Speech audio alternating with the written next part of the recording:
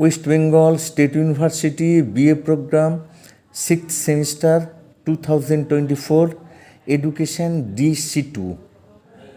দাগ নাম্বার 1, যে কোনো দুটি প্রশ্নের উত্তর দাও। 15 × 2 = 30। এ, অপসঙ্গতি বলতে কি বোঝো? অপসঙ্গতিমূলক আচরণের প্রধান কারণগুলি উল্লেখ করো।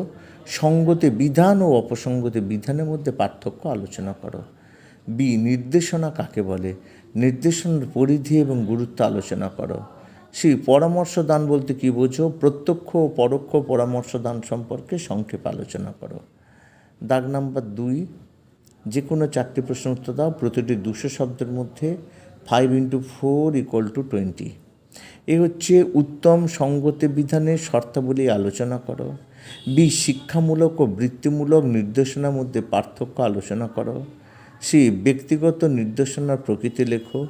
ডি, পরামর্শদানের পরিধি আলোচনা করো। ই, ঐচ্ছিক পরামর্শদানের উপর সংক্ষিপ্ত টিকা লেখো। এফ, নির্দেশনা ও পরামর্শদানের মধ্যে পার্থক্যগুলো কী কী?